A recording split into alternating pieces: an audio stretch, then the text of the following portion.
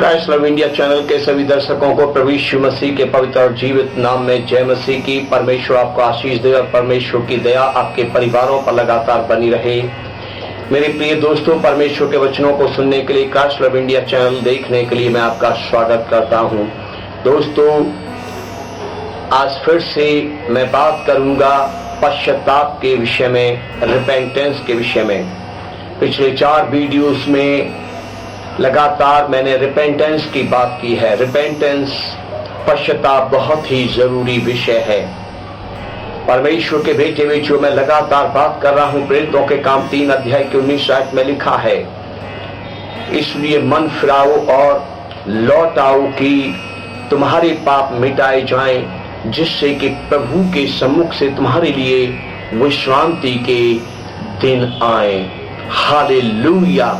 परमेश्वर चाहता है कि हर एक के लिए विश्राम मिले, शांति मिले, आनंद मिले, आशीष मिले। जहां पाप है वहां शांति नहीं होती, जहां पाप है वहां आनंद नहीं होता, जहां पाप है वहां खुशियां नहीं होती, जहां पाप है वहां बरकतें नहीं होती हैं। और परमेश्वर चाहता है कि लोग आशीष के बारिश बने। मेरे प्रिय भाइयों बहनों, परमेश्वर के पवित्र वचन में यशाया की पुस्तक 1 अध्याय की 15 और 16 आयत में लिखा है, जब तुम मेरी ओर हाथ फैलाओ तब मैं तुमसे मुख फेर लूंगा। तुम कितनी भी प्रार्थना क्यों न करो तो भी मैं तुम्हारी न सुनूंगा, क्योंकि तुम्हारे हाथ खून से भरे हैं।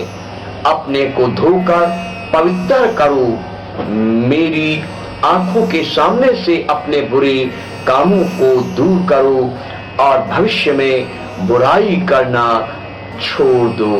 हालेलुया। परमेश्वर कहते हैं कि जब तुम मेरी ओर हाथ फैलाओ तो मैं ध्यान नहीं दूंगा। जब तुम मुझसे प्रार्थनाएं करो तो मैं प्रार्थनाएं नहीं सुनूंगा, क्योंकि तुम्हारे हाथ खून से भरे हुए हैं। जी हाँ, परमेश्वर कहते हैं पहले तुम अपने आप को धोकर पवित्र करो।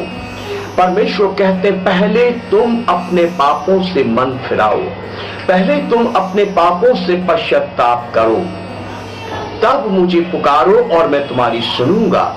तुम मेरी ओर हाथ फैलाओ और मैं ध्यान दूंगा। हालेलुया। अगर मनुष्य अपने मन में पाप रखकर प्रार्थना करे, परमेश्वर उसकी प्रार्थना को नहीं सुनेगा। अगर मनुष्य अपने मन में, अपने हृदय में पापों को छुपाए रखकर परमेश्वर की ओर हाथ फैलाएगा, उससे मदद मांगेगा, परमेश्वर उसकी ओर ध्यान नहीं देगा। परमेश्वर कहते हैं पहले अपने को धोकर पवित्र करो और मेरी आंखों के सामने से अपने बुरे कामों को दूर करो। हालेलुया। भविष्य में बुराई करना छोड़ दो, तब मैं तुम्हारी ओर ध्यान दूंगा। कल तक आपने बुराई की कोई बात नहीं, भविष्य में, अब आने वाले समय में, आने वाले कल में पाप मत करना। आज पापों को छोड़ दो, इसी समय से पापों से मन फिरा लो, तो परमेश्वर कहता मैं तुम्हारी सुनूंगा। परमेश्वर के बेटे बेटियों, एक उदाहरण है। करीब 10 साल का एक छोटा लड़का था और एक हादसे में उस लड़के के माता पिता की मृत्यु हो गई थी। लड़का अनाथ हो गया था। लड़के का जीवन बहुत दुख और बहुत परेशानियों में था। उसे खाने के लिए भोजन नहीं मिल रहा था और पहनने के लिए वस्त्र, जूते, चप्पल नहीं मिल रहे थे। उसे कोई प्यार करने वाला नहीं था। दोस्तों, एक दिन वो लड़का शहर से बाहर चला गया और नदी के पुल पर पहुंच गया और उसने नदी के पुल से मरने के लिए, आत्महत्या करने के लिए नदी में छलांग लगा दी। दोस्तों, एक व्यक्ति जो किसी कोर्ट का जज था, वो उस रास्ते से अपनी ड्यूटी, अपने कोर्ट जा रहा था। उसने देखा कि एक लड़के ने एक बच्चे ने पुल पर खड़े होकर नदी में छलांग लगाई है, तो स्पीड पर आकर जल्दी से पुल पर पहुंचा और उसने भी बिना देर किए नदी में छलांग लगा दी और अपनी जान पर खेलकर उस बच्चे को बचा लिया। जब उसे बचा लिया तो उससे पूछा, बेटे आपने ऐसा क्यों किया? आपने नदी में छलांग क्यों लगाई? क्यों? क्या आपको पता नहीं था इसमें आप डूब जाएंगे, आप मर जाएंगे? उसने कहा, हाँ मुझे पता था और मैंने मरने के लिए ही छलांग लगाई थी। जज साहब ने पूछा, क्यों? उसने बोला, मेरे माता पिता की मृत्यु हो गई है, मेरे पास कोई सहारा नहीं है, मुझे कोई प्यार करने वाला नहीं है, मेरे पास खाने के लिए भोजन नहीं है, मेरे पास पहनने के लिए जूते चप्पल वस्त्र नहीं है। वो जज उस लड़के को अपने घर ले गया, उसके आंसुओं को पोंछा, उसे प्यार दिया, अपने घर ले जाकर उसको नहलाया, उसको पहनने के लिए अच्छे वस्त्र दिए, जूते चप्पल दिए, उसे अच्छा भोजन कराया और उस लड़के को पढ़ने लिखने के लिए शहर के एक बहुत अच्छे हॉस्टल में एडमिट करा दिया, उसका एडमिशन करा दिया। वो लड़का पढ़ लिख गया, वो लड़का पढ़ लिख कर स्कूल से पढ़ाई करके, कॉलेज में पढ़ाई करके शहर में रहने लगा। पढ़ लिख कर अच्छे कामों में पढ़ने की बजाय वो लड़का गलत नौजवानों की संगत में फंस गया, वो मारपिटाई करने वाला बन गया, वो बड़ा चोर बन गया और चोरी करते करते वो हत्यारा बन गया। आखिर एक दिन वो पुलिस के हाथों पड़ गया और पुलिस ने उसे पकड़ लिया और उसे कोर्ट में पेश किया। कोर्ट में पुलिस के वकील ने उस पर आरोप लगाए। उन आरोपों के तहत जज साहब ने फैसला सुनाया कि इसको सजाए मौत दी जाए। वो लड़का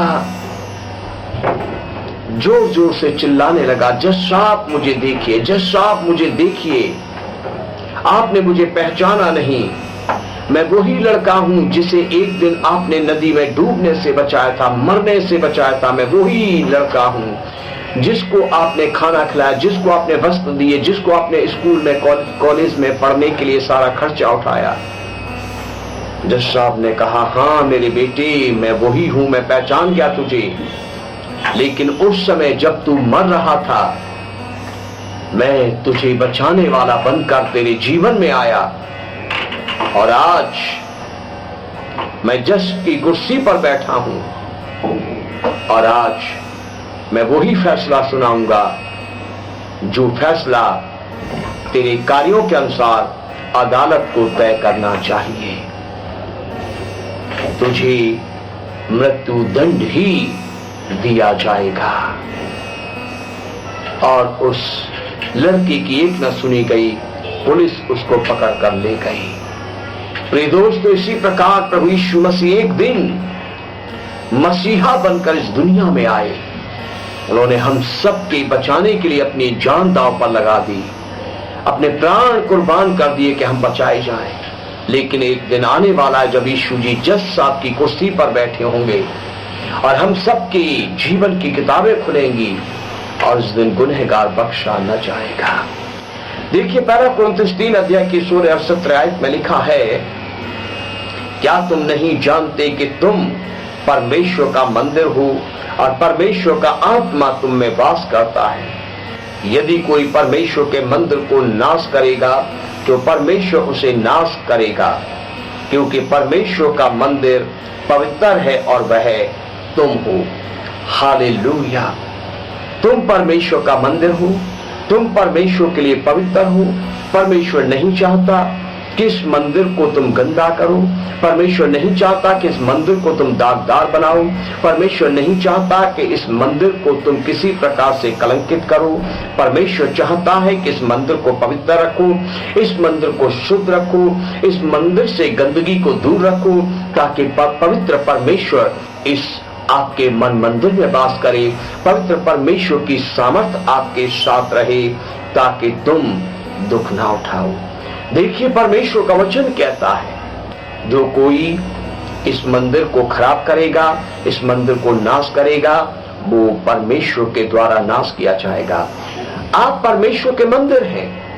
यदि कोई और आपको नाश करेगा तो परमेश्वर से नाश करेगा। आप परमेश्वर के मंदिर हैं। यदि आप स्वयं बुरे कामों में, पाप में अपने जीवन को, अपने दिल को, इस पवित्र मंदिर को खराब करेंगे, गंदा करेंगे, तो परमेश्वर न्याय के दिन आपसे इसका जवाब मांगेगा और आपको नरक की आग में झोंकेगा। इसलिए सावधान कि आप कैसी चाल चल रहे हैं। सावधान कि आपका शरीर जो जीवित परमेश्वर का मंदिर है, जो परमेश्वर के लिए पवित्र है, आप इसके साथ कैसा व्यवहार कर रहे हैं। कहीं नशे में आप इसे गंदा तो नहीं कर रहे, कहीं जुएबाजों की मंडली में आप इसे गंदा तो नहीं कर रहे, कहीं नशेबाजों की मंडली में आप इसे गंदा तो नहीं कर रहे, कहीं चोरों की मंडली में आप इसे गंदा तो नहीं कर रहे, कहीं वेश्याओं की संगति में आप इसको गंदा तो नहीं कर रहे। ध्यान दीजिए और सावधान हो जाइए। अगर ऐसा कर रहे हैं तो आज ही अपने बुरे कामों से मन फिराइए, आज ही अपने पापों से पश्चाताप कीजिए, ताकि परमेश्वर आपको नाश न करे। परमेश्वर के बेटे बेटियों, इब्रानियों की पुस्तक 12 अध्याय की 14 आयत में लिखा है, पवित्रता के खोजी हो, क्योंकि पवित्रता के बिना कोई परमेश्वर को कदाचित नहीं देखेगा। Hallelujah, hallelujah. पवित्रता के खोजी बनो, क्योंकि पवित्रता के बिना कोई प्रभु को कदाचित न देखेगा। अपने मन को पवित्र बनाओ, अपने दिल को पवित्र बनाओ, अपनी आत्मा को पवित्र बनाओ। हालेलुया। अच्छी बातें सुनो कि तुम्हारे कान अशुद्ध न हो, अच्छी बातें देखो ताकि तुम्हारी आंखें अशुद्ध न हो, अच्छी बातें बोलो ताकि तुम्हारी जीभ, तुम्हारी होंठ अशुद्ध न हो, अच्छी संगतियों में रहो ताकि तुम्हारा बदन अशुद्ध न हो। पवित्रता में चलो, पवित्र रहने का प्रयास करो, पवित्र बनने का प्रयास करो, क्योंकि निश्चय जानो कि पवित्रता के बिना कोई परमेश्वर को नहीं देखेगा, क्योंकि परमेश्वर पवित्र है। ओ हालेलुया। परमेश्वर जहां रहता वो स्थान स्वर्ग पवित्र है, उसमें कोई पापी प्रवेश न करेगा। इसलिए आज ही अपने पापों को मान लो, अपने पापों को छोड़ दो, प्रभु यीशु को अपना मुक्तिदाता ग्रहण करो। पता नहीं आपके जीवन में कल का दिन आने वाला भी है या नहीं। संसार में बड़ी बड़ी घटनाएं घट रही हैं, अचानक विपत्ति लोगों पर फंदे के समान आ रही है। आज ही सचेत हो जाइए, अपने पापों से मन फिराइए। जो कोई आज इस संदेश को सुनकर पापों से मन फिराना चाहता है, उसके लिए मैं प्रार्थना करता हूँ। हे सर्वशक्तिमान परमेश्वर, जीवित परमेश्वर, जिन्होंने इस वचन को सुना और जो इस वचन को सुनकर ये कहते हैं, प्रभु यीशु मैं पापी हूं, प्रभु यीशु मैं अपने पापों को मान लेता हूं, प्रभु यीशु मैं अपने पापों को छोड़ देता हूं, प्रभु यीशु मसीह मैं आपको अपना मुक्तिदाता ग्रहण करता हूं, प्रभु यीशु मुझ पर दया करो, प्रभु यीशु मसीह मेरे पापों को क्षमा करो। जो व्यक्ति ऐसा कहता है, उस स्त्री, उस पुरुष, उस नौजवान, उस बुजुर्ग के लिए मेरी प्रार्थना है, परमेश्वर दया करो, इनके पापों को क्षमा करो और इनको अपने बेटे बेटियां होने का अधिकार दो। प्रभु यीशु मसीह के नाम से इन्हें आशीष मिले, प्रभु यीशु के नाम से इन पर दया हो। आशीष देने वाले प्रभु यीशु के नाम से परमेश्वर इस प्रार्थना को स्वीकार कीजिए। आमीन। भाइयों बहनों, यदि आपको ये संदेश अच्छे लगते हो तो संदेशों को लाइक कीजिए, चैनल को सब्सक्राइब कीजिए और बेल आइकन जरूर दबाइए, ताकि जब जब हम चैनल पर नया संदेश डालें उसकी नोटिफिकेशन आपको मिले, आप संदेश सुने, आशीष पाएं। प्रभु यीशु मसीह का अनुग्रह आपकी आत्मा के साथ हमेशा होता रहे।